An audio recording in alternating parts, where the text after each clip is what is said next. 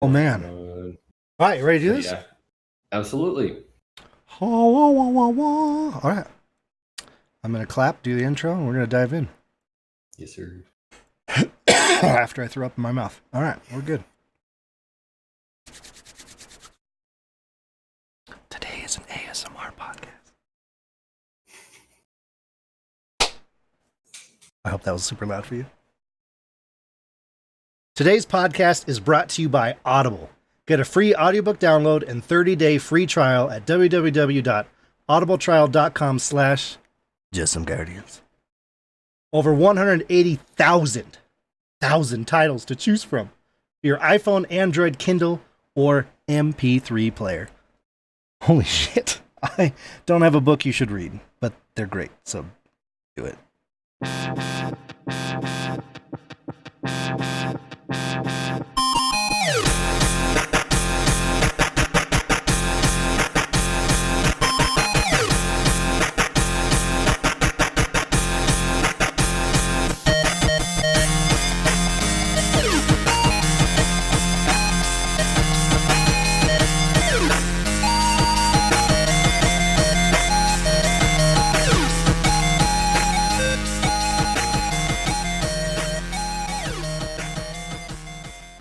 Hello, ladies and gentlemen, and welcome to episode 75 of Just Some Guardians. Halfway to another game show I have to plan. Dear God.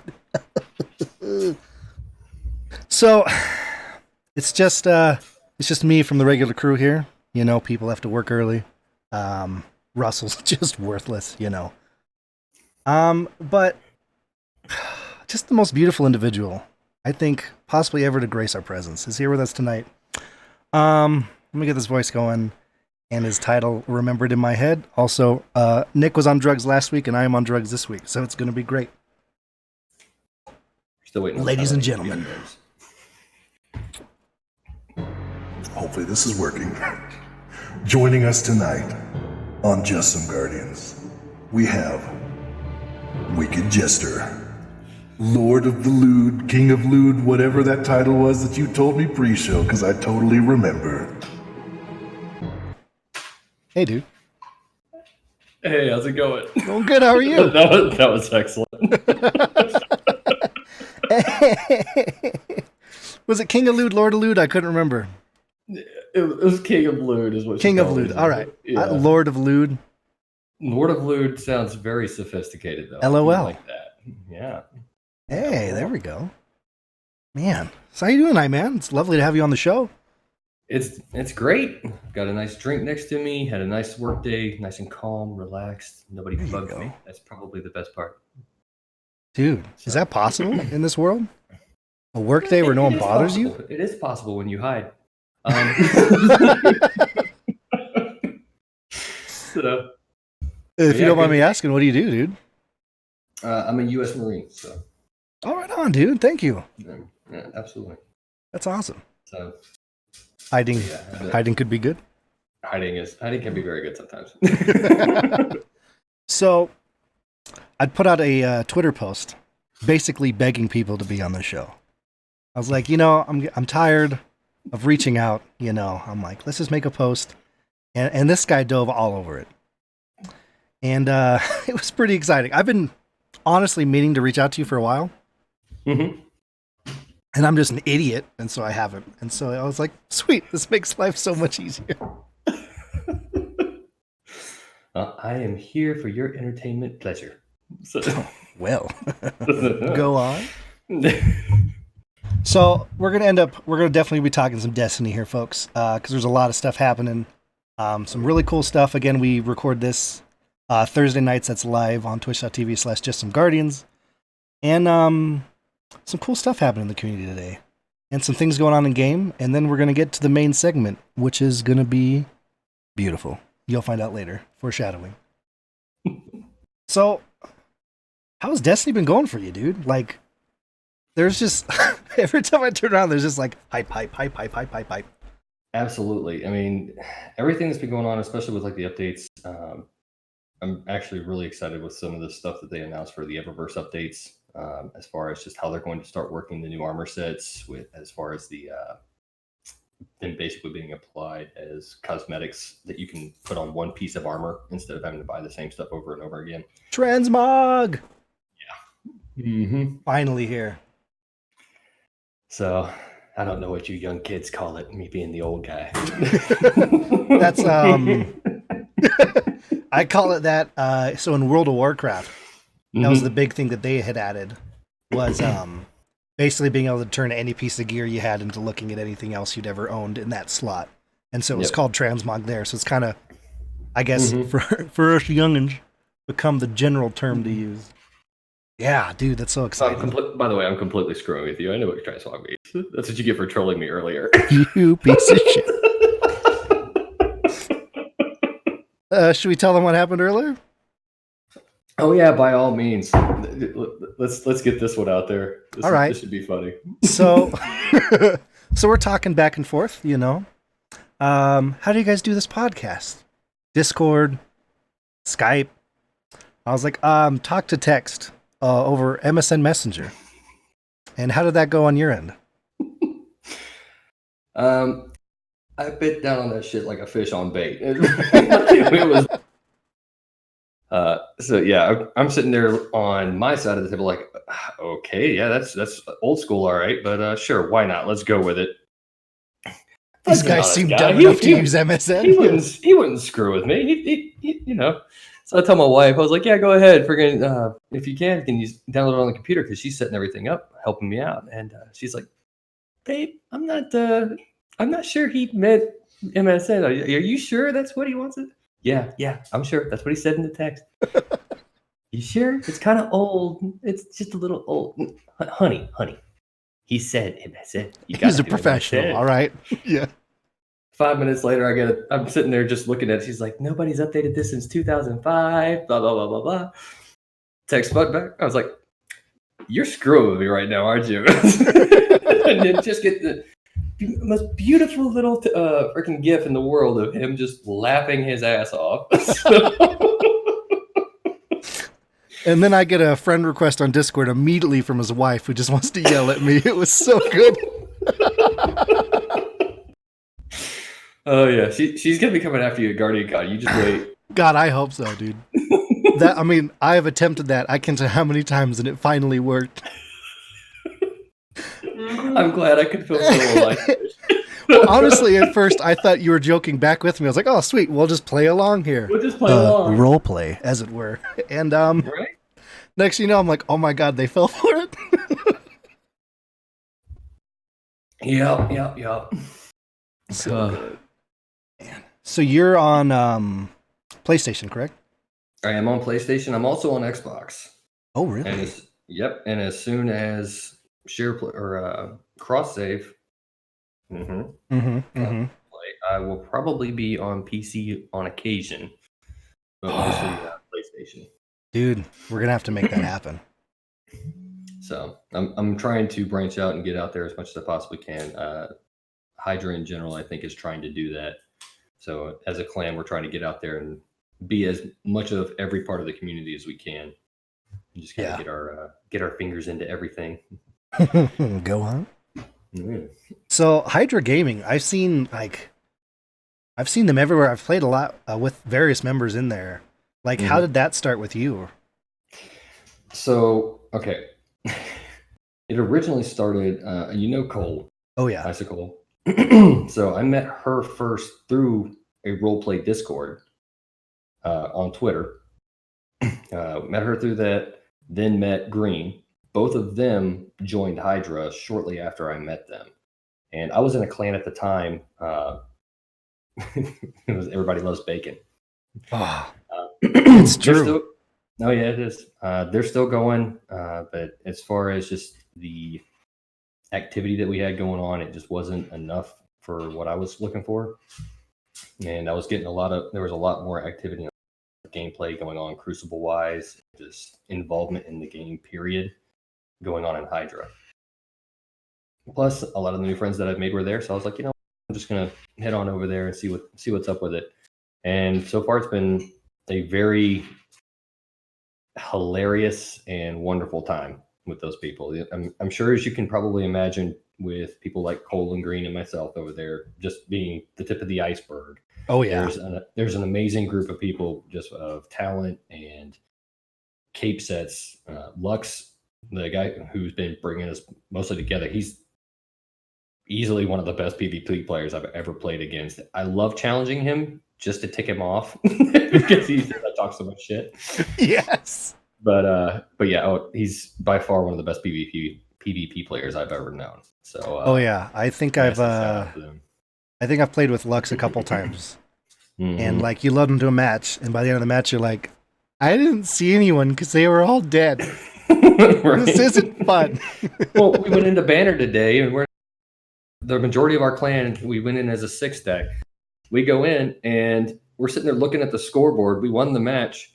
You see the bottom person has 5 kills, 6 kills, 12 kills, 15 kills, 16 kills, and then there's Lux sitting at the top of the map, 30 kills. It's like, well, no fucking wonder I couldn't get any goddamn kills. Like, did they all quit? Oh no, they're just respawning again and again and again. No, we had I was playing with Xanafan711 from Barely ADS, and then Novembro over at Hootdog. And we were in Iron Banner earlier, and we had this match, and it was, I mean, one of the sweatiest Iron Banner matches I've played. We're like neck and neck the whole time. So we look at the counter, and we both have 124 kills, and we're like, oh my god, one more, no one die, right?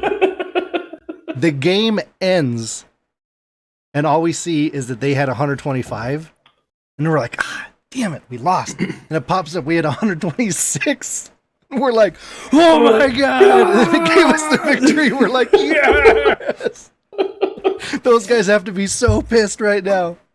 Oh my god, there's been so many of those lately. Like, I don't know about you, but I've noticed just PvP in general, both the non-competitive and competitive playlists have just been really freaking sweaty. Like, oh yeah, it's just, man. You go into a quick play and you're just like, all right, let's get some warm ups in. You come back out and you're just like, I'm done warming up. We're done with the workout. Okay, I'm good. Yeah, I'm gonna go to comp to warm up now. Right? Yeah, it's crazy. 1v1s.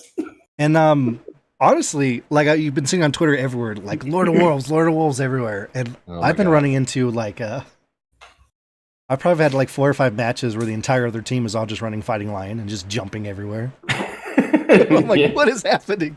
I've maybe been killed by Lord of Wolves, maybe, I don't know, 4 or 5 times.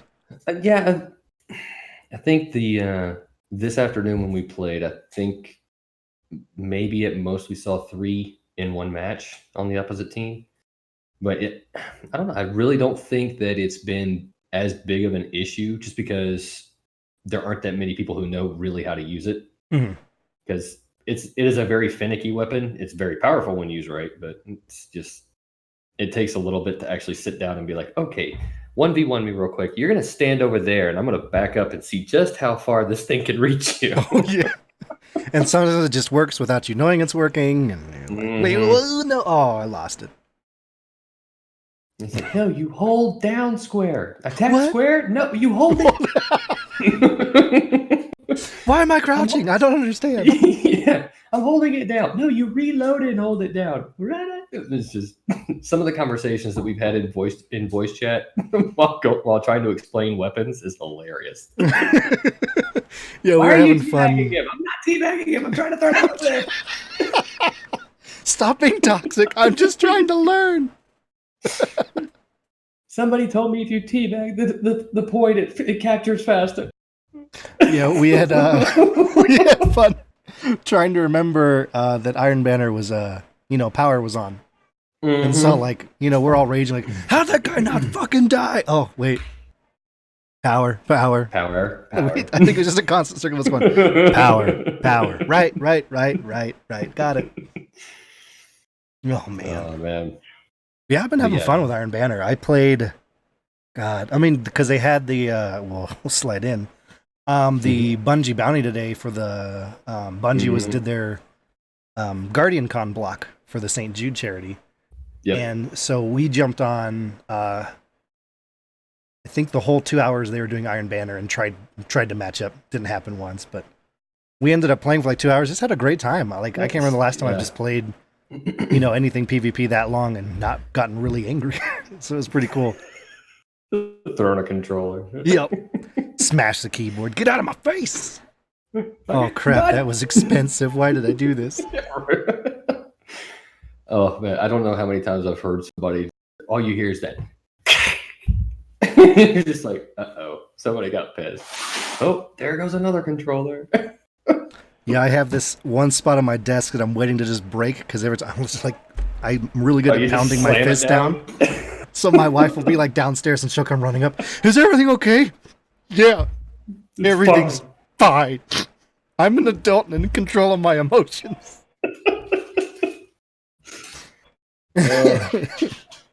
But yeah, go ahead. Oh, go ahead. No, you go ahead. All right. Well, so going off of new topics and new things going on, probably the biggest thing recently, Menagerie. How are you liking that, man? I need to get in this week because I want to see that new boss, but I've been loving Menagerie. Mm-hmm. It's blowing my mind. When they announced what it was, I was like, okay, this is awesome. Like a match made, 6-player activity. We've been begging for something like this. And then to actually get in there and realize, okay, I can't fail. Which is nice. I will say that was nice, because looking at it from the perspective of, all different skill levels and everything like that out there, having something that it can't be a waste of your time is nice. That by itself is an absolute win. I think in Bungie's calls on that one is that there's no way that you can make this an absolute waste of your time. Exactly. If you're really bad, it just takes longer, but you're not going to fail out of it. It backfills pretty quick. Mm-hmm. And I like, all the various encounters. My main thing is they all kind of teach like a smaller version of a raid mechanic we've had. Mm-hmm. And so I was in a Eater of Worlds group actually the other night. And when we were explaining how, the skulls works and everything, we had someone we ran Menagerie with. We were like, oh, hey, you remember the skull thing in Menagerie? Like, that's exactly what we're going to be doing. He's like, oh, and it clicked because of that. Which I'm like, that's really cool. So you can use that to go do older content with people who haven't done it. I was like, okay, that's kind of a cool idea. Mm-hmm. Yeah, I think I think my favorite part about the whole thing, like the recipes for making the new weapons. Oh, yeah. The fact that I can sit there and grind those weapon rolls and just go back and know this is exactly the weapon I'm going to get. I'm just trying to get the rolls, and I can control the fact that it's going to drop for every activity that I do. I think that is just spot on, like perfect. I love that. Oh yeah. And then the fact that when you're doing an encounter, if you're doing well at it, it increases the power level. Mm-hmm. And so you're sitting there going, okay, well, I want to increase my power level to see if this actually gets easier. And you feel it, week after week as you go in, you're like, I'm getting better and better and better at these. I'm not dying to thrall immediately. Blackout, go screw yourself. But it's just, I see myself doing this for a long time.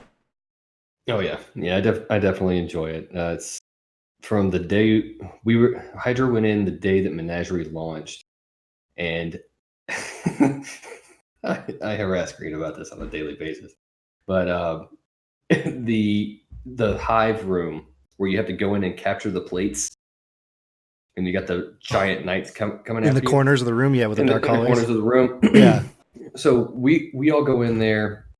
I want to say those me, Lux, Cole, Green, myself. I believe Dwyer was in there, and Latent Criminal, and we're in there, and all these thralls start coming in. Of course, people start panicking. It's the first time right there. Like, okay, crap, there's a lot of thrall. We got to get out, push people. And we're running around rampant, and we're running the plates, and you got 3 people over here and 2 people over there. Then all of a sudden you hear Green pop, and she's like, oh my God, it's a knight, and it's wearing a hat. I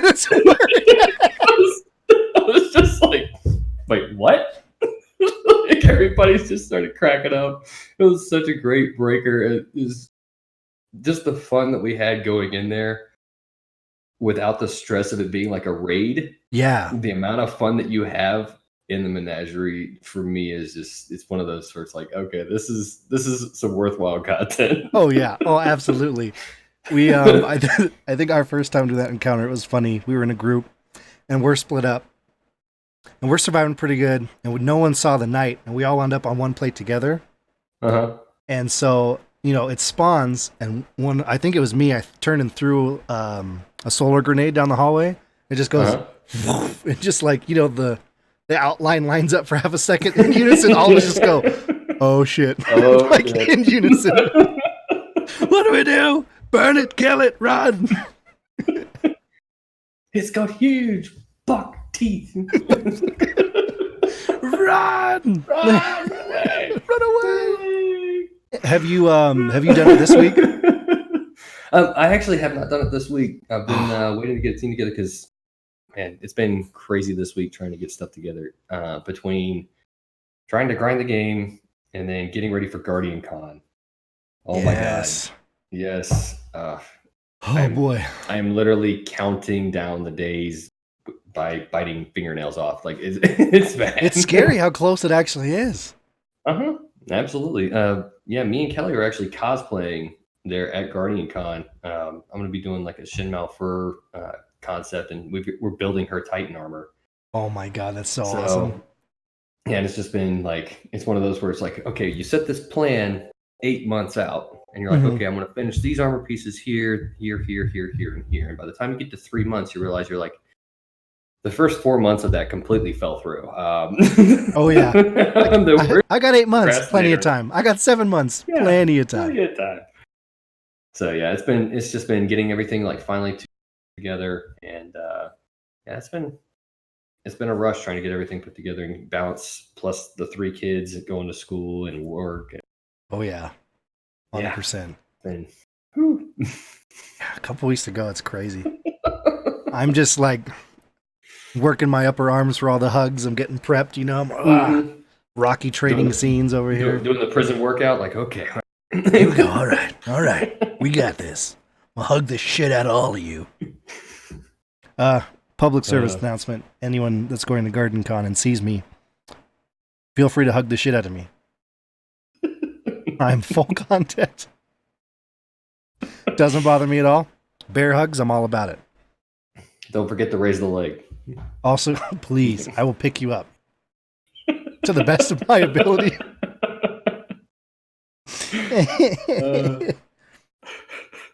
Oh man.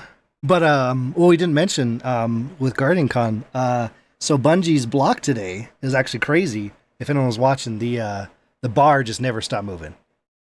They ended up a little over 400,000 K for just their block for the St. Jude, which is just nuts. We still have a few more days, and then Dr. Lupo has the last thing. I think they're going to blow their 3 million, like, just completely out of the water. Yeah.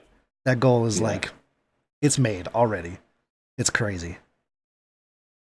Yeah, I can tell you right now, man, it's the level of compassion and humanity I've seen out of this community, especially when it comes to events like this, is really awe-inspiring. Personally, to me, it actually kind of hits home a little bit. I have a vision. He was born with hypoplastic left heart, so at 5 days old, he had open heart surgery, and he's had 3 of them. He's 7 years old now. So I can tell everybody, anybody who's listening, give to these charities. They do go to children. They help save lives, and it is the children are, and parents and families are forever grateful for your contributions. I know that for a fact. So it's amazing to see what this community has done for these kids. Absolutely. Yeah. Wow. I can't imagine, dude. You're awesome. You're doing good. But oh boy, I think Bungie having their block, it couldn't have timed out better. Like everything's just over the last 2 weeks has gone so their way. Look, the community's completely turned around. Their thoughts and feelings on it. I think that block would have been completely different if that was like a month ago. You know what I mean? Yeah, definitely. I could definitely see that going that way, especially before before the Vidoc released. I think after the Vidoc released, the Destiny fan base just got a massive moto boner and just ran with it. So it was pretty awesome to watch that and just see the community just kind of breathe that sigh of relief, like things are going to be good. If this is the way it's going, then this is like it. Yeah, this is a good place to be, a good fan to be right now. Mm-hmm. They're riding that high wave, you know. Boom, Activision is out of here. Boom, here's all the content coming up. Season of Opulence is awesome. Hey, here's how Eververse is going to work in the future. And look at this Guardian Con thing we just did. Yeah, wow, like talk about good press right now. Play with your friends on Xbox. Cross save is coming. Boom. Yeah, like it wasn't all at once. They're like, hey, love us today. Oh, hey, love us today. You get a car, and you get a car. Everyone gets a car. Yeah. Oh my god, dude, that was crazy. Because they have in the top corner. I'm having a brain fart here. I'm on drugs. Where the money was coming through, the notifications for every single donation. Yeah, it was like you'd watch because I had it pulled up all day, and like the person before, you know, donation comes through. Little bit donation comes through. I mean, Bungie's, it was just like the thing never stopped moving. Just boom, boom, notification. And it was funny. I don't know if you watched, like, so right when their time block stopped, it popped up that it started the next person's, even though they hadn't gone live yet. And so the next guy started at like 8K just because Bungie's was still going. It was still going? Yeah. And so his counted at like 8K before. Yeah. It's like, go me, you know? So good. It's a nice little ego boost. It's all right. Yeah, right? It's all right. Go me, I'm doing good. Well, should we dive into tonight's topic? I'm absolutely ready for that. All right. Ladies and gentlemen, tonight we're talking roleplay. Oh, I mean, not that kind of roleplay. Sorry. I love it. Oh, man. Or are we? Well, that might come up. You know what I'm saying? Do you want to explain what we're talking about here tonight, my man? All right. So what we're talking about is you're taking a fantasy scene of any kind, really, and walking yourself through as a character within that scene, whether it be inside the game of Destiny or any other game, really. We're talking about tabletop games, D&D, online Twitter roleplay, things of that nature, anything where you get to project a character of your choosing and interact with others in an environment that is impactful or entertaining to you and your friends or your projected audience. Would you say that's good enough? I think that's a really good cover. Yeah, I was super excited when you brought this up. I mean, anyone that's listened to the show knows, like, we're all about D&D here. Any like major MMO I've played in the past, like, I've done the roleplay stuff. I've danced on mailboxes in my underwear. You know what I'm saying? There you go. So yeah, all about this, dude. Where do you want to start? All right. So one thing that in particular that interests me with roleplay is the reason behind doing it. Like, why? What is it about roleplay that attracts you into doing it? Ooh.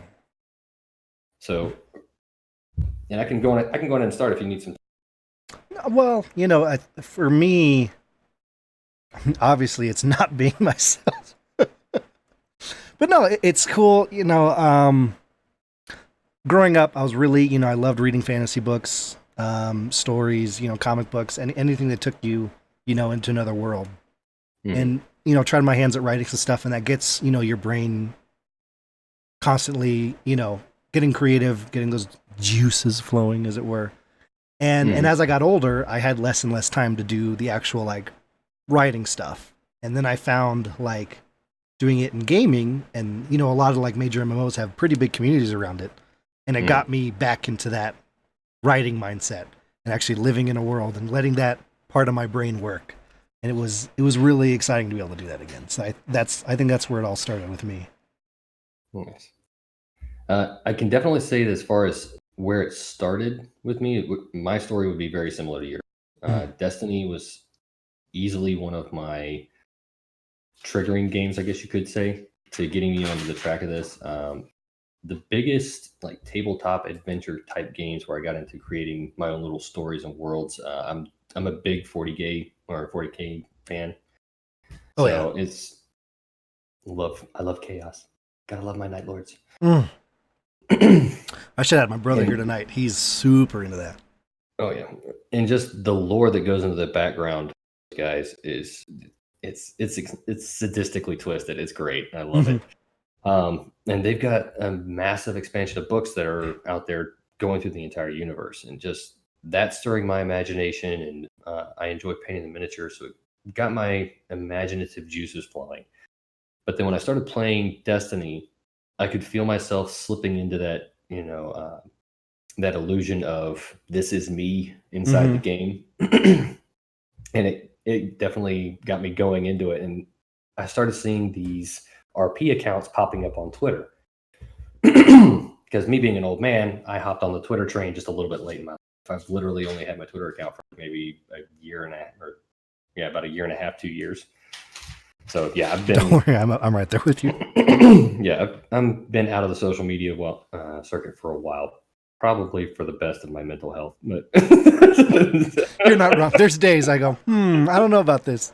Right? But yeah, started up with an RP character. My very first RP character was Tolan the Shattered that I played on Twitter. And he's still going strong. He's got 500 and some followers at this point. I try not to pay attention to it because I don't want to be one of those Twitter accounts that tracks their followers. Because I write because it's fun. And I realized that as I started writing, the reactions that I was getting, the better my writing and the more effective writing that I used, the more realistic reactions I got out of people. And I started realizing that I was drawing real emotions from people. And I think that is what eventually just pulled me to the point where I was like, this is something that I enjoy doing and I want to keep doing, is because I take away a vast amount of experience and understanding of people by seeing how they react to situations that I can put them in an RP. And I can actually affect their emotions. I can talk to a part of themselves that they sometimes aren't even aware of. I can see things about themselves that they're not sometimes aware of. So it's been, I guess, a year now since I started RPing, and I've made some extremely, extremely amazing friends in that time period. And all of us are just, we've gotten so close because it feels like we all know each other that well. Just because we have put each other in those situations, and we've like incredible situations you would never actually think you would really be in. And it's just, you start to understand people's reactions and really get the kind of person that they are. And it's amazing to me to be able to see that kind of person without having to worry about sometimes the nervousness of, actually meeting in public and things like that. It's a really freeing experience. So I think that's the reason why I enjoy it the most. It's an incredible amount of freedom that it provides if you're willing to open up to it. Wow, that's a really good way to put it. Well, because you look at, how do friendships form? Combined experiences, things you go through, and so if everyone gets into it, the writing's good, whatever's happening, you really feel like you've actually experienced these things. They're part of who you are. They're memories. I remember that time we went through this. Yep. You didn't, but you did. You did do it. And that, yeah. I mean, I have friends on my BattleNet that we still. I don't play WoW as much anymore, but from people that I did really big RP stuff with, 10 years ago, like we still reach out all the time. We're all friends on Facebook, and what's going on with the kids and all that stuff. It's a crazy experience for sure. I think one of the that's awesome. Like you recently got into it. One of the coolest experiences I think I've had, like actual like in-game RPing. I remember There's a couple really close guildmates of mine in World of Warcraft years ago. God, this is like 2007, 2008, somewhere in there, I think. And so they were getting married in real life, and we've all heard, you know, this kind of thing happens. So they wanted to get their characters married in the game. And so cross realm stuff had just come into the game, where like if you were in a group with someone on another server, they could still be next to you in an instance, you know. Right. And so we'd put it out on the forums. We had like hundreds of people that were going to come to this thing. We're all excited. They asked me to, like, you know, officiate the whole thing. I'm like, oh my God, this is crazy, you know. So please tell me you did a webcam where you had the little. Oh no, this is all in game, you know. You'll like what I was wearing. This is great. Oh God. Well, I mean, in game, you know, I was like full paladin armor and whatnot. This is getting really nerdy. Enjoy this. Please tell me there was like a BDSM skin that you could wear. There was. I didn't do it, but there was. But it was like, so, like a couple days before I went hunting, right? And I was like, I should be home in time. This is gonna be fine. So I get home from a hunting trip. I'm like, I barely have time. So I grab my crappy little laptop and I like plug everything in, and I'm still wearing like my orange and everything, and I'm all logging in and getting everything set up, and like just raid groups of people are showing up to this cathedral. Everyone's, you know, everyone figured out like how close they had to sit so they could still see like the chat bubbles as they went up. I like on the fly like wrote this whole beautiful thing, and they're all dressed up and everyone's all standing and sitting, and like everything's flowing beautifully, and we took these big pictures and had this big like after party afterwards. I was like, this is really cool shit, you know. There's there's like 150 people involved in this thing. And that's one of the things that amazes me about technology and about the environment of gaming today. Is like it's so hard to get something like that to actually happen in the physical world, and yet we can make it happen on a digital layer and make it feel almost as though you were there yourself. And that is probably one of the best, most wonderful powers of Roleplay Imagine. Is just the fact that it can bring the impossible to you, and it can make you feel those things that you feel are way too out of reach for yourself.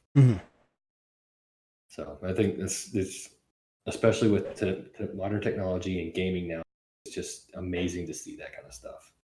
Yeah, 100%. You know, a lot of people talk about. I forgot to turn the baby monitor off. You're welcome, everybody. I'm an idiot. You know, so many people talk about how crazy it is that friendships form gaming online because you're all just in the comfort of your own home, and it's interesting how many people don't take that extra step. There's a lot of gamers that don't realize, you know, role playing is just another, you know, step in that, I don't know, friendship grouping closeness. I don't know how to describe that, but you know, a lot of people sadly, you know, shoot it down or shun it, and it's like it really just makes, you know, these bonds that you are all, you know, all crying about. I'm so thankful for blah blah blah blah blah, and it's just another level of that, and it's beautiful, honestly. Yeah, I've never understood. Oh, I take it back. I've understood why people have shut it down and why people shun it and push it off to the side. People find it more comfortable to push things away and put down the things that they don't understand. So I think it's short-sighted for people to just push it away without going into it. I realize it's not for everybody, but I definitely encourage people to look into it and actually give it a shot. You know, if it's not for you, it's not for you. And it, you know, Kelly's not a huge fan of it, but she's done it occasionally, and but she has that experience to at least say, you know, I gave it a shot and I looked.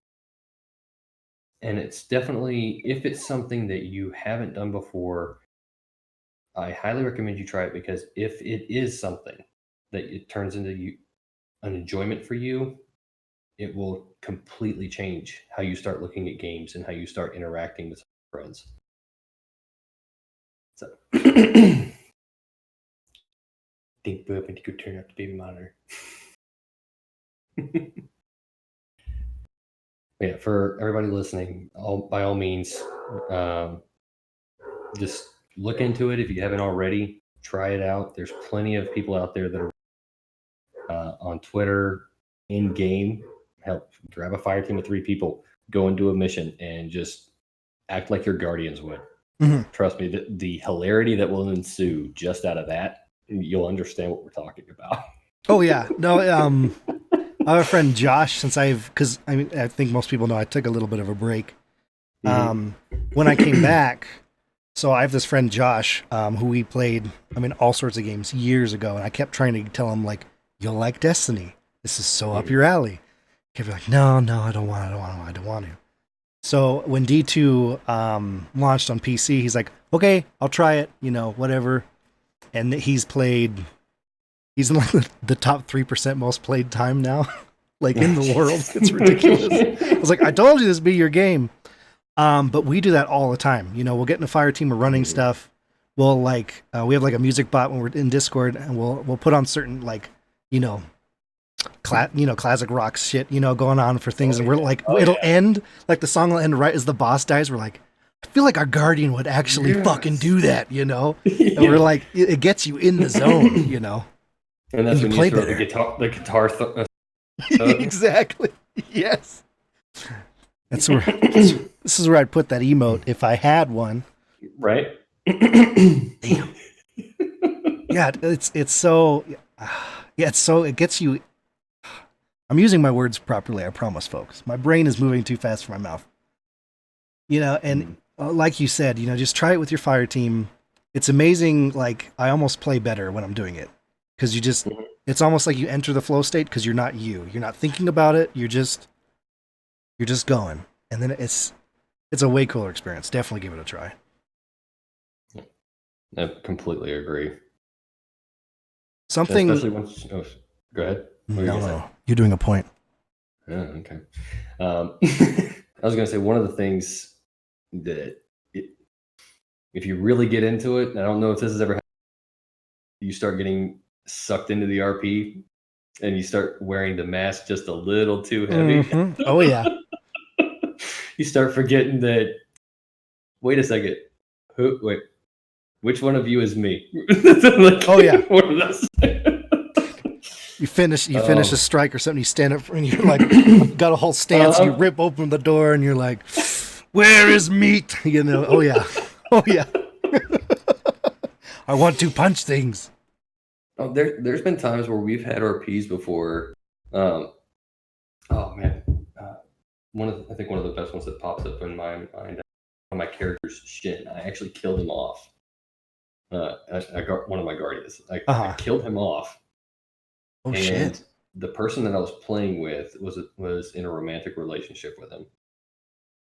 They had been dating together for a long time, and it had reached that point of, I can't say I love you, but no, I do. And it got to the point where it was extremely emotional for both of us writing it, because we were just so sucked into the characters at that point that it just became an emotional investment. Mm-hmm.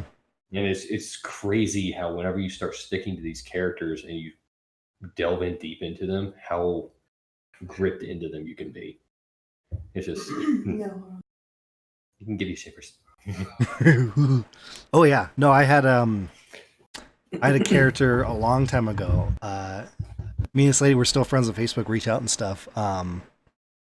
But so our characters, were in the had I think we met at that wedding actually, and it just kind of kept going from there, and it got to a point where we both were like, all right, we need to talk to our spouse and be like, hey, here's what's going on, just so you know, is everything cool with this? It was crazy to get to that point. Not it was weird because it wasn't so much me and her had that connection, it was more because it was so in depth through the characters, it was crazy to see. But something I've been meaning to try, you've been talking about, is I need to get back into the writing, I love following all the Twitter characters, in Destiny universe or anywhere else, and how everyone interacts with each other, interacts with the community. It's really fun to watch, and I need to get that creative part of me going again. How would you get into that? Okay, so when I first started doing my RPs. It actually was more, I took it on as kind of a job, because when I was doing Toland, what I was trying to do with that character originally was just act as him, giving Guardians hints towards the Ascendant Realm puzzles when those first came out. So, thank you, honey. You're welcome, babe. Cheers. Hey, there's another one. But yeah, it was supposed to be giving hints to Guardians about the puzzles. But after a while, once all the Ascendant Realm puzzles were done, I kind of lost the purpose for them. And I was like, okay, so now what am I supposed to do with it? Once I found other characters that had done a similar job of setting things up and looking for other things to do with their time, we ran into Cole, who had the server going. And we had an actual roleplay Discord server that we were doing at the time. That server has since fallen to the wayside. There are a couple of Discord servers out there, but more than likely, if you're trying to get into the roleplay online and Twitter specifically, then yeah, I would say find another character that's on there and start up a conversation with them. That's probably the easiest way to hop into it. Some of it's going to be short wordplay. Some of it's going to be longer word. Look at the writer and how they interact with other people around them, and then go from there. Pick a writer that you think you could interact with on your skill level, because trust me, if you haven't done it before and haven't RP'd before, and you start off with one of the writers that does the long script, that can get really exhausting very quickly if you're Oh yeah. Oh yeah. Oh my god. Especially doing it on Twitter, like if you're doing it like me on your phone, sitting here doing this for 18 posts, max characters that you can do, gets very tiring very quickly after a while, both on your eyes and your brain. Oh yeah. Your poor thumbs. Your poor screen. Yep. But to practice, what I do is basically pull out my phone and I do a voice to talk or voice to text. And I get my verbiage out there. I speak what I want conveyed to everybody. And then I look back over it, reread everything, and say, okay, how does this speak to me? How do I interpret it? And then go back and edit it as I see it. So, well, I mean, since you're using talk to text so much, I figured you'd had an easier time with the MSN part.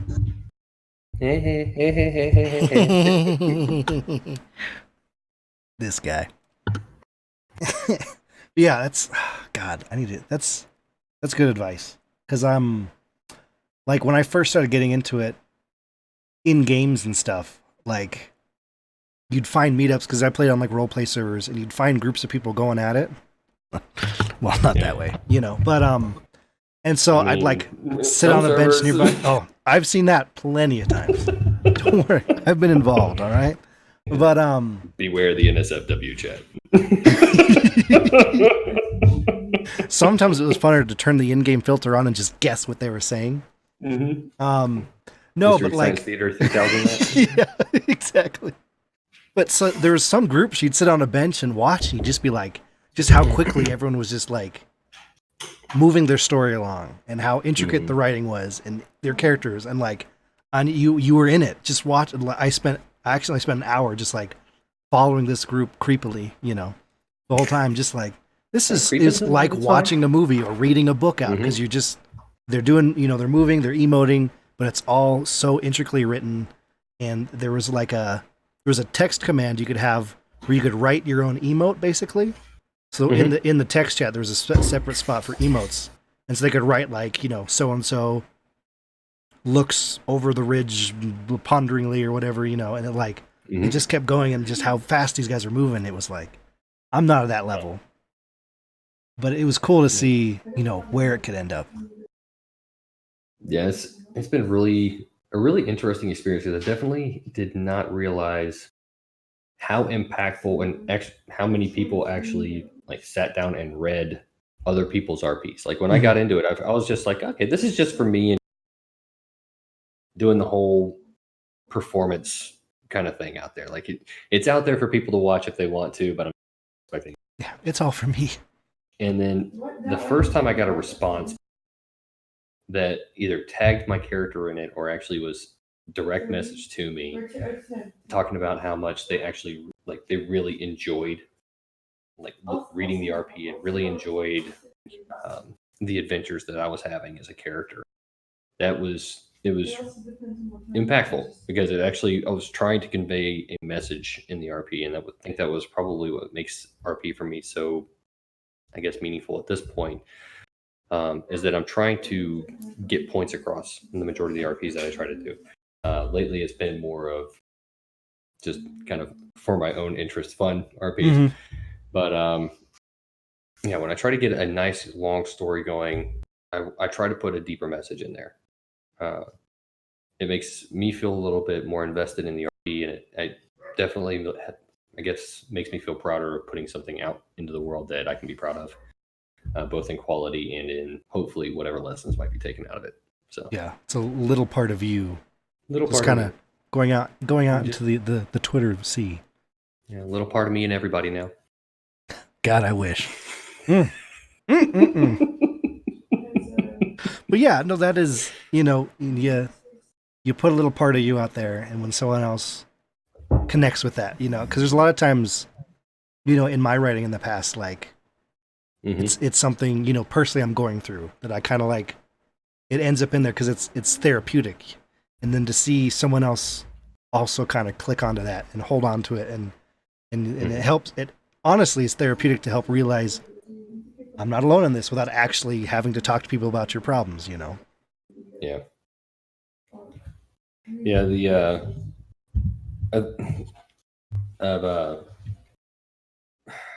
this is kind of one of those things where it's again, you get emotionally invested in it. Mm-hmm. I will say that RP, especially when you're talking about the harder, the more difficult issues to discuss, emotionally influenced love, anything regarding hate, the more sensitive topics of children and things just politics. I try to leave out of it. Oh yeah, but love and stuff like that, you kind of it comes in there eventually. Mm-hmm. Right now, there's the character that I've got going right now that is Shin Malfur, because I love his storyline, and in reality, funny story, I created the account for Shin Malfur because my account for Toland got shut down. What? by a Petra. So okay, you gotta tell that story. Okay, so in this little alternate reality little roleplay server we got going on, we had a bunch of original characters that had been created. My Toland the Shattered, and then Petra Venge, played by a certain FFC co-host that you. Oh yeah. So, I'm Toland the Shattered. Me personally, I have a huge thing for Petra. I'm sorry, her character is beautiful. Who doesn't? Her hair. Oh my god. But yeah, so Toland goes in and not trying to really, I guess, not trying to be overtly out of character. I wanted to keep him that way, but I also wanted to grow him as a character. See, is it possible for Toland the Shattered to have a love interest? So I tried to push that out there, and he got shut down hardcore. It didn't. In my defense, it did not help that the author of the Petra account had a personal grievance with Toland that she did not like him. Oh no! Yeah. So that came through. Oh no! So that happened, and I was like, you know what? No. I was like, I've got to figure out something. Where I can write with her more often, because she's an excellent writer, and I want to find out more about her. So I was like, I need to come up with a different character that I can get in there with. So I got really devious with it. So yeah, I have to. Let's see. She likes hunters. And I'm sitting there digging through. Diving. I was deep diving the lore, just trying to be like, okay, what stalker? Can I find? I'm a lore stalker. But yeah, I was like, you know what? Shin Malphur. And I was like, it's easily one of the most recognizable stories in Destiny, and easily one of the most badass guardians out there. So I was like, yeah, I'm gonna go with him. Why not? He's got the confidence level I like that, we'll get across there. He's at least got the physical balls to get the confidence. He may not necessarily have it in the. If I write it, I know he's just going for it anyway. Oh yeah, it's not out of character. Let's go. Yeah, let's do this. So I created Shin, and when I first created his character, it was at the very beginning of Red War. That was when I first created him, and at that point in the time in the lore, he was very two-dimensional. It was very cut and dry. This is right, this is wrong. So from that point, him and Petra started dating. She actually gave Shin a chance, which was hilarious. Oh yeah, and they had many romantic adventures. I don't know. So then, after moving to the Dreaming City, when they opened up the Dreaming City to us in the D2 campaign, Shin took off with her and went out to the Dreaming City with her, and actually became part of the group with the Queen and everything like that. And again, this is all being taught in Twitter RP roleplay and all these adventures that's going on. And off on the side, Shin's also having his adventure, chasing after the shadows and all this other stuff. And I finally got to the point where I was like, he's kind of become two-dimensional. Like, it seems like I'm just talking about, the cutesy couple stuff anymore and not doing enough adventures and things like that. And I was like, I want to try and build on Shin and take him. I want to see if I can actually build something on him and do something with him. And so I was talking with the other writers that I was working with, and I came to the point where I was like, Shin, he doesn't seem relatable because he just doesn't have that pain there. Like, he's got his origin story, which everybody knew. So, creepy thing. I like creepy things. So, I actually got to the point where in my story, Shin took out a shadow and started using Thorn. Oh, shit. Yeah, and this was before it was ever that Shin and Dredge and Vale were the same person. So it essentially came to the point where saying that Shin was a shadow prior to it being revealed that he was a shadow about this, I think it was like 2 weeks prior. So, how'd that go for you? I loved it. I absolutely loved it, because to feel like I was that connected to the character and that I saw where the direction was going with it, it definitely, it was almost like validation. Yeah, you could say, like, it was really incredible.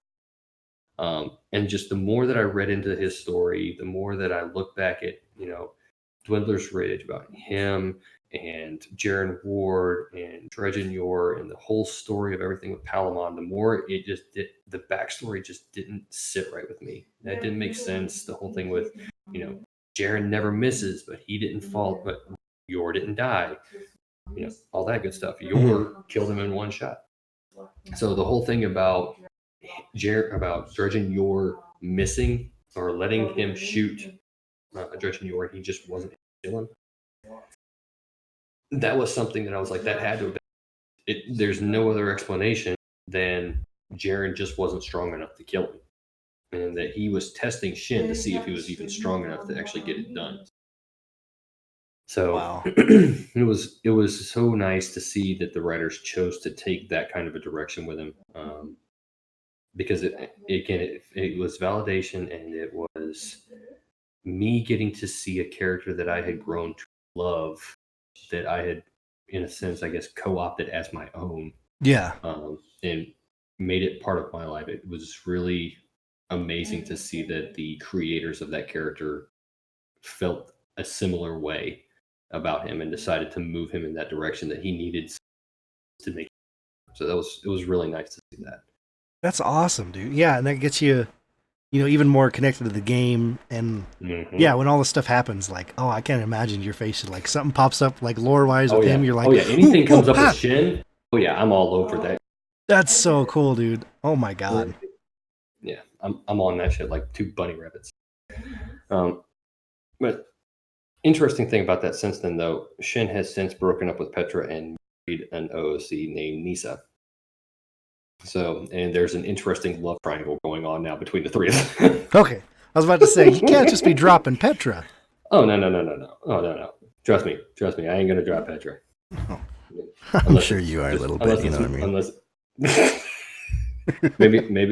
maybe multiple times within Mm-hmm. Yeah. We're talking sex. I don't know if you guys caught that. Dude, so that makes me, I need to get a character and deep dive like that. I want that, like, it's fun. That really extra step. Mm-hmm. Oh my god, it's so awesome. Yeah, it's just, and it comes back to it's just the wording. It takes practice to get the wording right. And since it's text, it is so easy to misconstrue some of the emotions that you're throwing out there. So if you're not comfortable with your word usage, practice. Oh yeah. Depending on the tone that the person takes it in, either a kiss on the cheek or a left hand. So. Oh my god. Yeah, so where could you, because you just started, a year ago, like, where would you like to see this going? You started, a little bit in game, Twitter characters, on the Discord, like, all out, like, writing, like all out writing, like a book, or where do you want to see this going? The RPs in general, I started off at, they're for my entertainment. And so long as I have a job making money, I don't think I would turn that as trying to make it too much more than what it is. I enjoy writing. It is a break for me. As much as I would love to be able to do something like making money off of it, I would love being able to do that. But I know that if it came down to where I needed the money from it, then I'd grow to hate it. So I try to keep it to the point where it's pretty much for enjoyment. Right now, the extension that has taken from that point is I've actually started doing some voice acting roles for FFC for some of their audio grimoire, which has been incredible, by the way. Yeah, they've done an excellent job. Infested Potato is one of my favorite guys that does audio on there. He's Jesus, that guy's incredibly talented. But yeah, just. And it's been a lot of fun just kind of experimenting with the different directions it can go. You got the audio grimoire, you've got the Twitter RPs, in-game RPs we've talked about. I know Cole, Dwyer, and Green and I have all talked about doing potentially a in-game RP where we start off with brand new characters and go through as a newly formed fire team. That's awesome. So, and I can pretty much guarantee you that there's going to ensuing moments on that one. Oh my god, yeah, with you and them, oh my god. That's pure gold waiting to happen. I mean, you've got a lore master like Green, the lewd master, the cheese titan, and then the author of BDJ. Yeah. What could possibly go wrong, right? No, it's practically a match made in heaven. Yeah, exactly. And so don't discredit your lore knowledge, man. I see you hopping on talks all the time on Twitter. I'm like, this guy knows his shit, dude. I try to a lot. It's like I said, I love stories, and I love how a very well written story can really pull you in. And like the Hive, God, everything about the Hive, and this is the reason why Poland as my first muse, really. Everything about them just draws me in. They are the embodiment of Darwinism in my mind. Like it's one of those. Oh my god, yeah. It's just that ultimate fact where it's almost like basically like theology versus evolution. At this between the Traveler and the Hive or the Darkness. Mainly the Hive right now because we still don't have a little definition of what the Darkness. But they're co-opting a religion. Soon.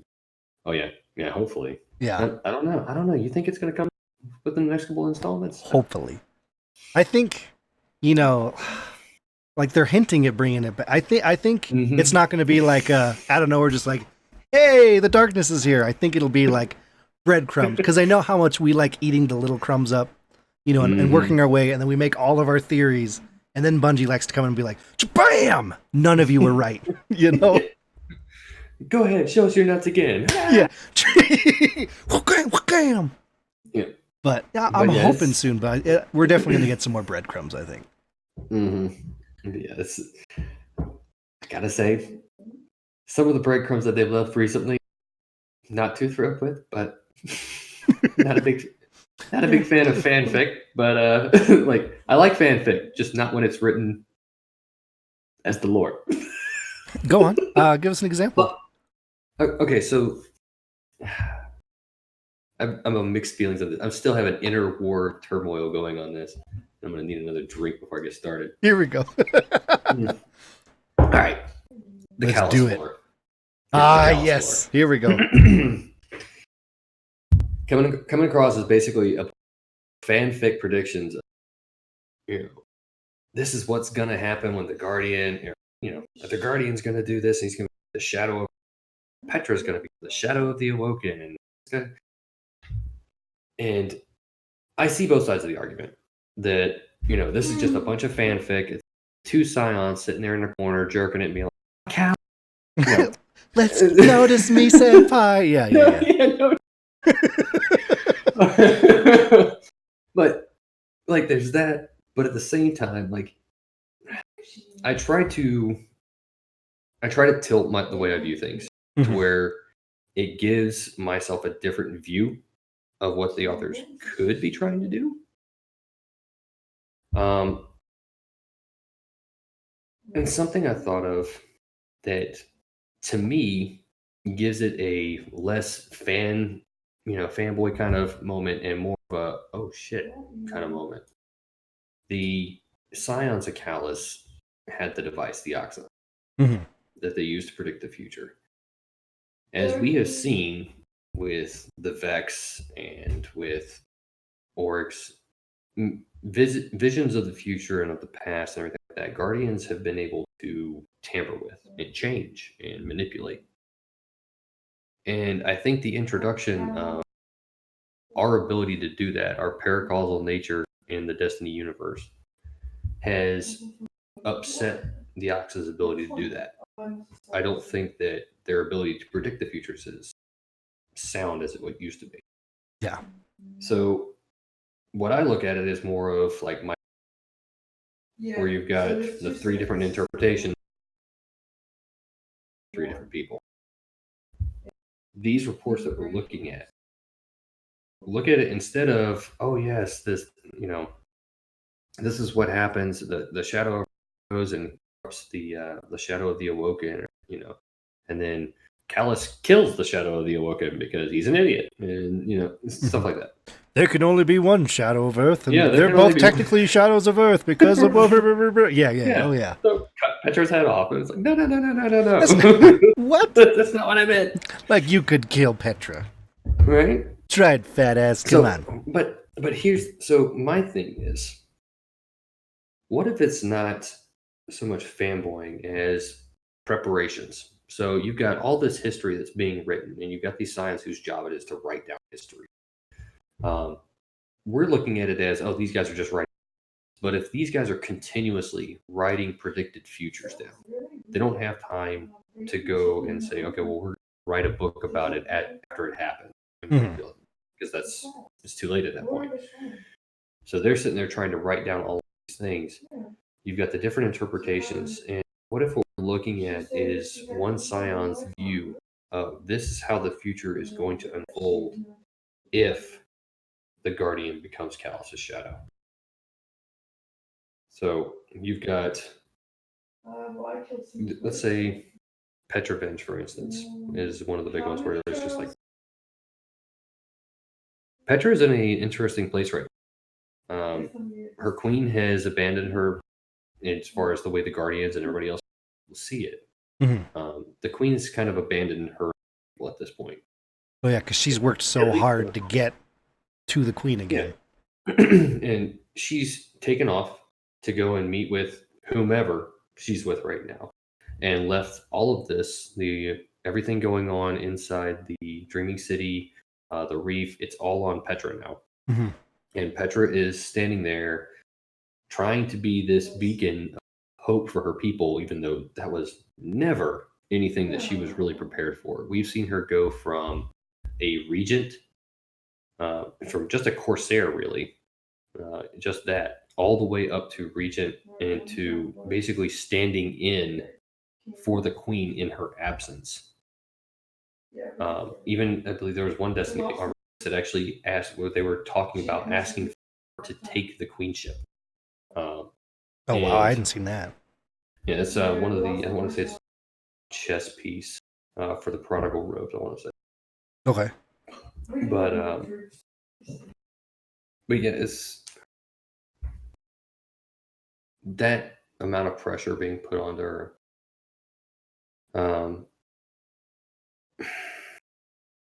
That if she were to find out that the queen turns on either her people or the guardians and essentially kind of backstabs the work that Petra has been doing, she's going to be in a very, very position.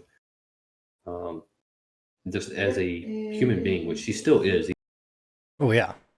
Enlightened. She's still a very human being.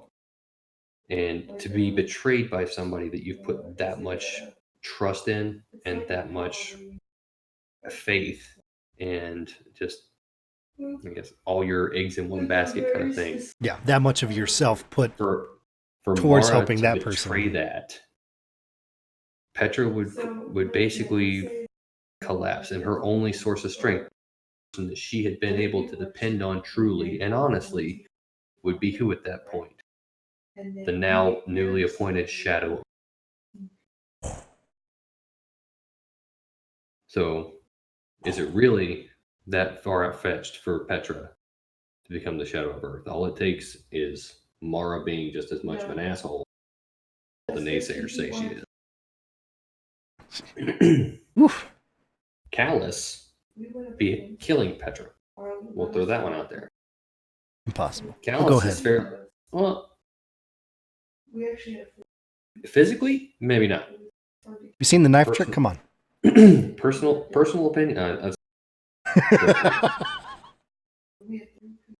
Yeah. Knife trick is some good shit. I figured there's some inner stuff happening with that phrase for you guys. Yeah. I'm sure there's some unknown backstories there. Good times in RP. Good times. Yeah. Oh yeah. Oh yeah.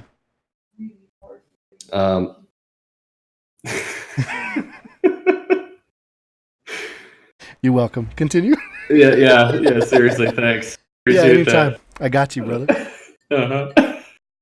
So anyway, with the whole thing as far as Callus goes, the very first raid, I think we have seen Callus. I don't think it's what's in his throne room. I don't think it looks anything at all like what's. I think it's what's in his shadow realm. I think that is Callus, and that is the only form of Callus that is left. So from his trip way out into the deep darkness, there's one of the pieces, I forget which one, I'm going to have to look it up. One of the pieces of lore that's in the latest releases talks about, it's his advisor, the next in command Scion, quote unquote betrays him by worshiping the original cup. Talks about how he has not seen Emperor Callus in the flesh since the moment he went back behind the doors to meditate. Shit! It generally talks about how his advisor has never seen him physically since then. Just these robots.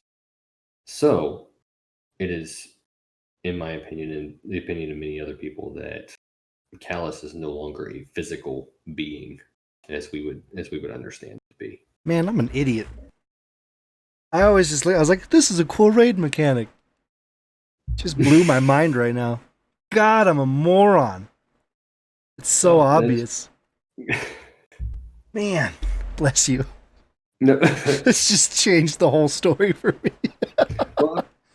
well, again, this is a theory. There's nothing Yeah. about it. There's nothing that's saying is for a fact that this is right, but it's another way to view it. And I think again, bringing back to the whole RP thing, that's what RPing is really about, is getting to know other people and getting other people's perspectives on things and drawing people in and being able to. And with the lore community, the great thing about that is there's so many different ways that you can interpret what's been written in the lore. There's so many different ideas and things like that, and that's why I love listening to, Just Some Guardians. We got Guardian Radio. We've got, FFC. We got There's Man at Arms, which okay. Man at Arms does sometimes. I know this off the top of my head. Last time I looked at so if anyone's wondering, Kingsley over at the Guardian Hub has got a running doc of all Destiny podcasts, and I think to date there's like 20 of them that are still going in some capacity talking Destiny. Damn. Because I could guess like 12 when he was on the show, and I was like, well, that's embarrassing. 20? Jesus. I had no idea. Man. Yeah, it's crazy. There's so many that are out there. And again, it speaks volumes to the quality. Like, if there's that many people that are, it's just, it's good, and it makes me kind of laugh. The whole thing of, Destiny has no story, or Destiny as a game is dead. And it's like, yeah, sure. Yeah, no, that's what, I have people that ask, like, why do you listen to so many different Destiny podcasts? Like, I listen to a lot of podcasts at work, and people are like, why do you listen to so many? Just specifically, like, if you listen to one, don't you listen to them all? And you're like, no, there's so many. Everyone's different. Everyone has different life experiences, which make them view things differently. So every one of these shows, I'm seeing the game in a whole new way.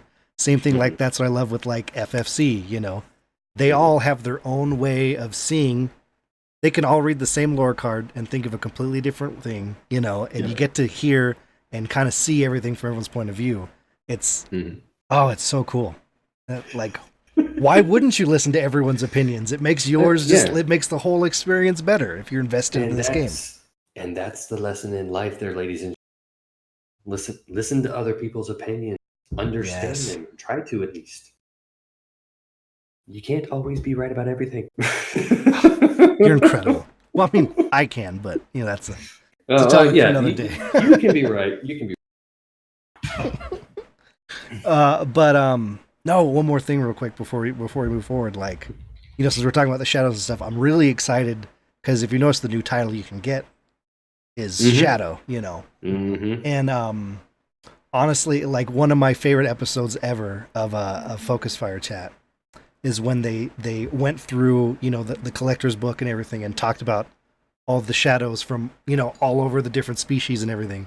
And I was like, it just opened up the Destiny universe so much more to think about, because you're constantly thinking about what's, happening here. Hive, Taken, Cabal, Vex, whatnot. And to think that, like, there's so much other shit going on that we have nothing to do with because we feel so important. We're just this much going on in this whole area. Like, that was so fascinating to me. I've probably listened to that episode like 3 times. Yeah, I'm like, Shadow, let's go. I want to learn more about this. It's so interesting.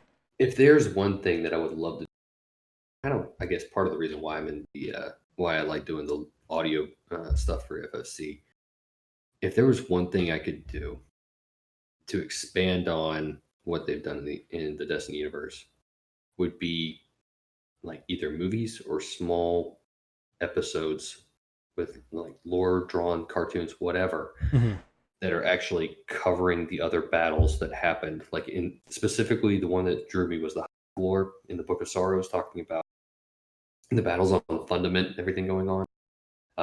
Bife did a series on them not too long ago, where it was he had actual art that was given to him, and it was like, just that being done along with it just added so much more context and power behind the words that were being read. So I definitely would love to see, I don't know, an animated series some of the small shit, just like little shorts would be fine, like 10 50 minutes fine. But the Fundament Wars and going up against the Ammonites is just Well, I'm hoping because we're not with Activision anymore, and the big thing forever is we couldn't have actual books written. Yeah.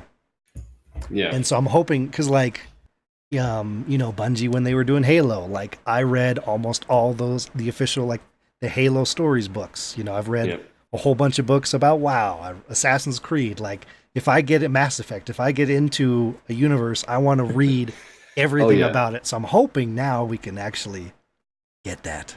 I want to just sit down and just. That would be really cool. Oh my god! I know there's a few people out there that have written some sidebars within the Destiny universe as far as specifically with Guardians and things like. Don't think that I've yet seen anybody that did just a side story where it was not involving Guardians at all. Yeah, that's what I want to see for sure. The one in particular, definitely I want to see the Elixni. Yes. When they fell, that right there would be a powerful story because that's going to be basically one of those look where you're headed, humanity kind of things. Oh yeah, I definitely foresee that. Well, and it's interesting because people that don't, because I play with people that are like, I don't care what's going on. I'm just here to shoot aliens.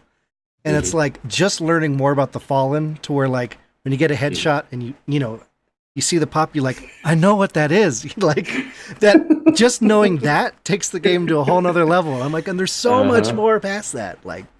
You're missing out. You're missing out. But understanding that the reason why the dregs are missing their body, freaking they were actually legit cut off because they don't rate them. Yep. Exactly. It's one of those well, you're not strong enough for this one, buddy. Hey, yeah, come back for the test next month. Yeah,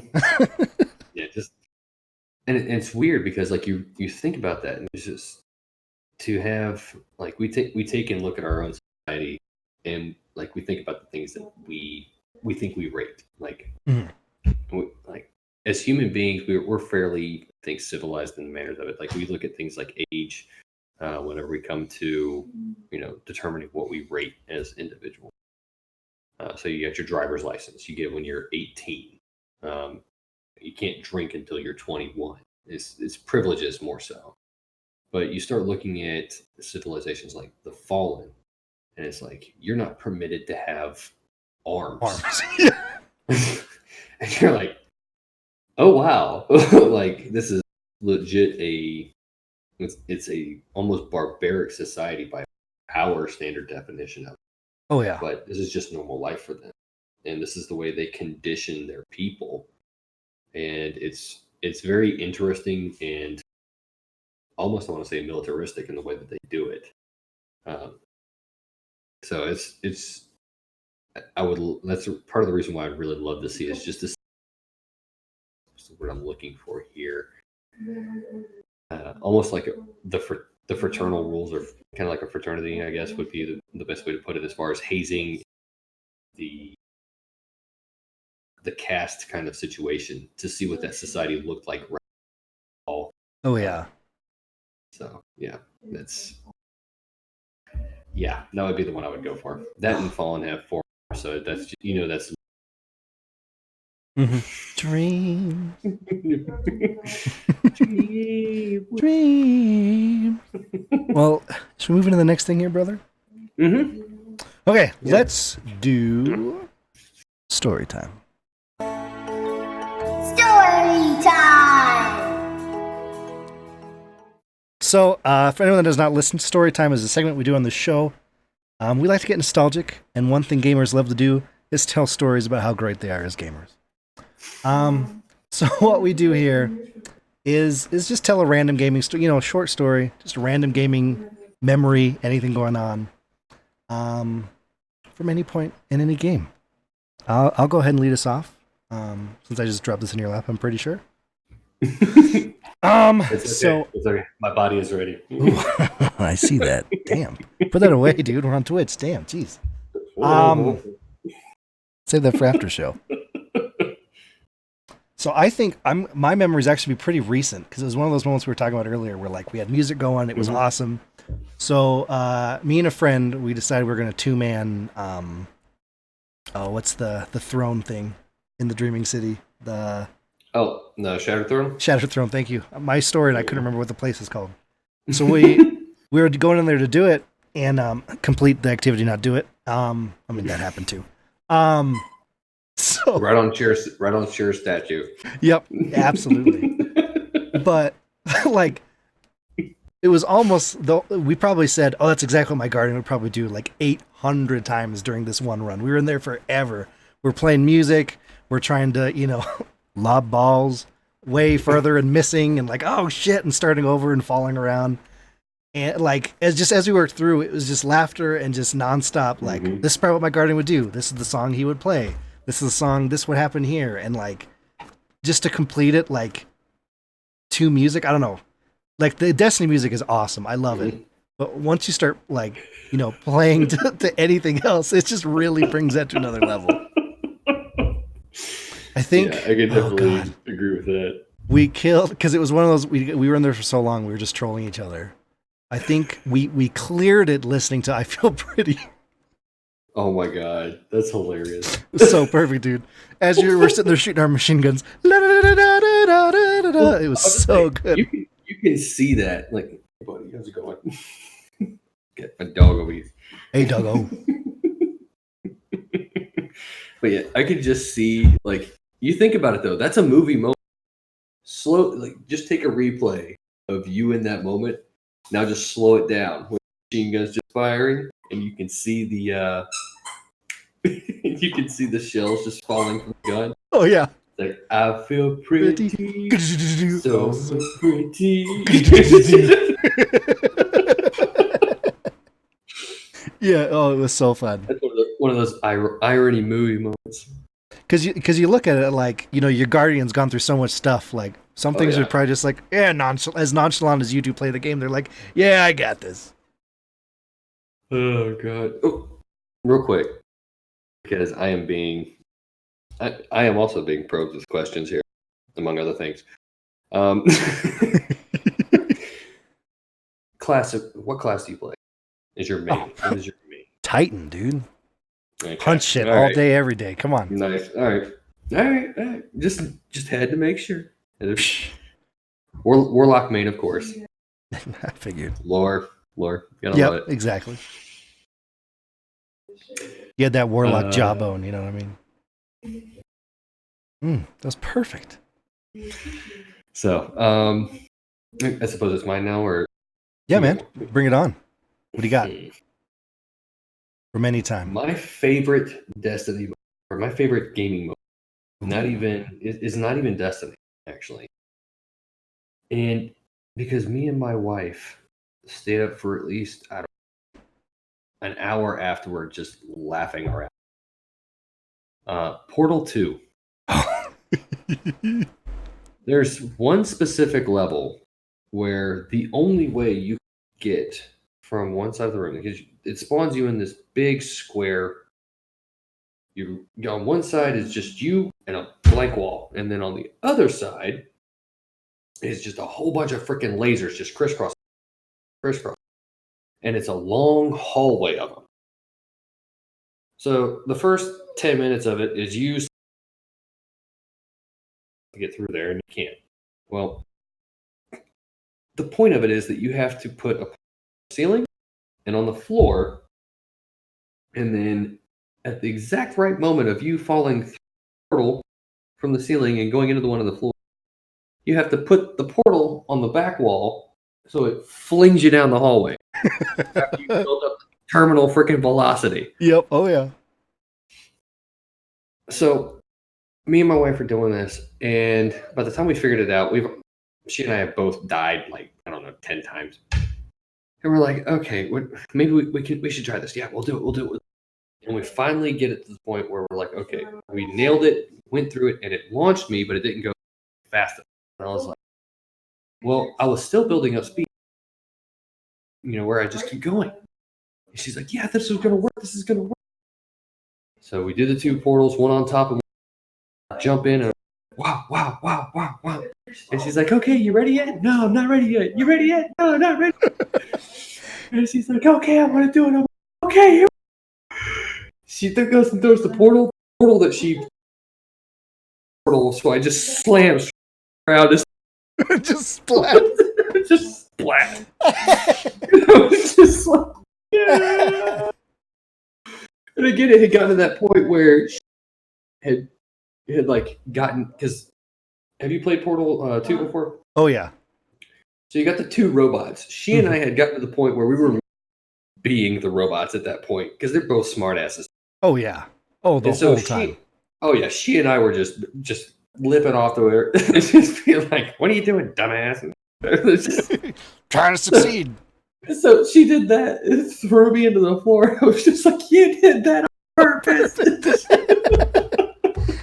And we literally sat there for like an hour just laughing our asses.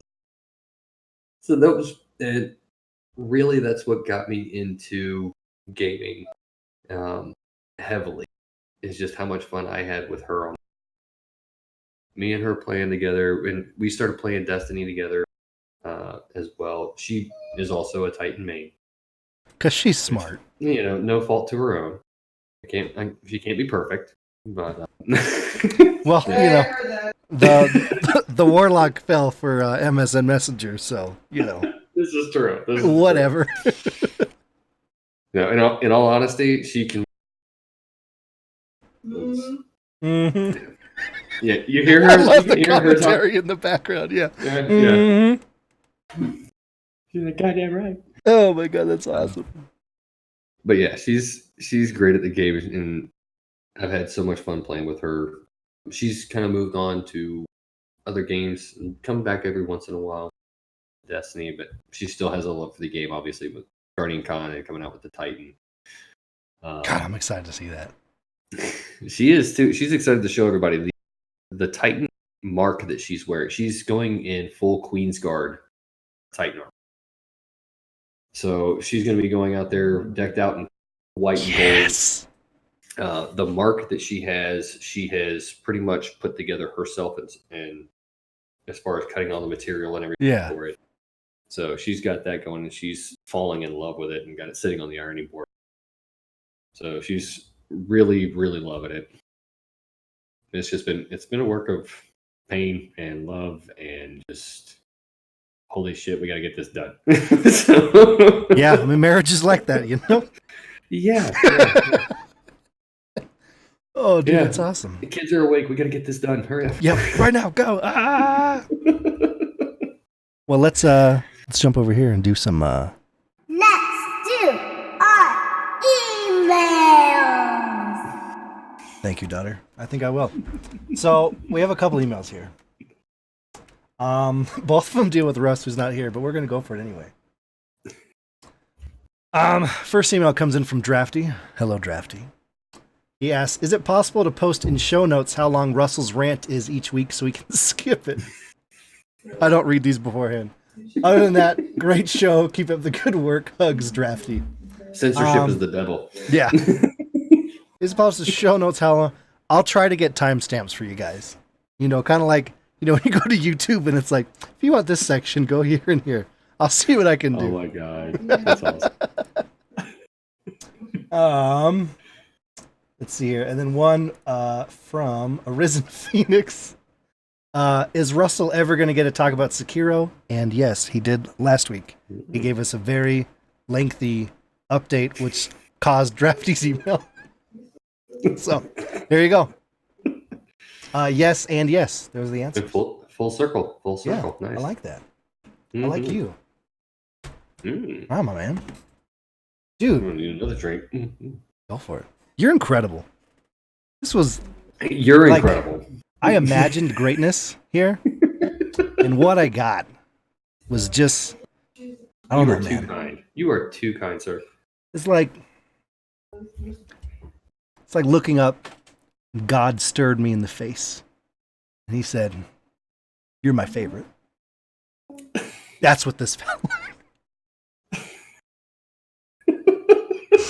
I'm on Vicodin. Let's move forward.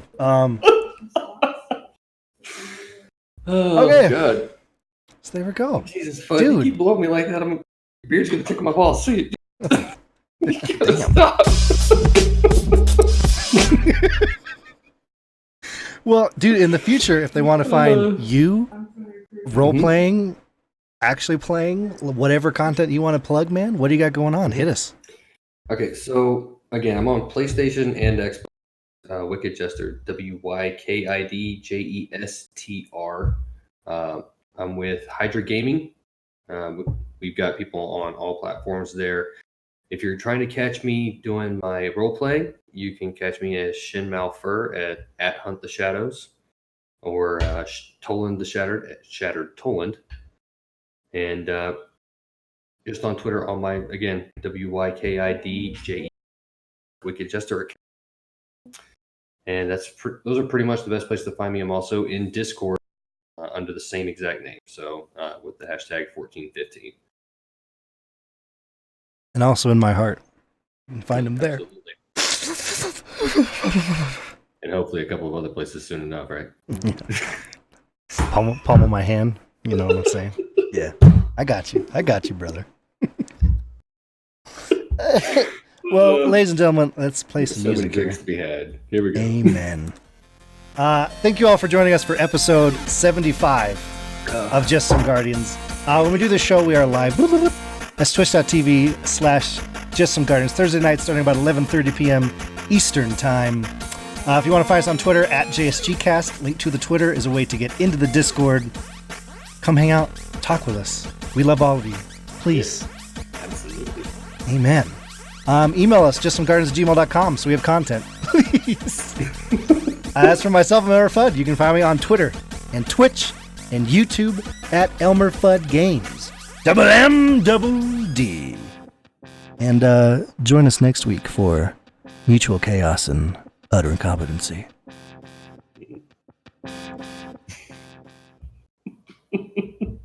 That's a show, my dude. All right. Awesome. God, you're incredible. That was awesome. Thank you.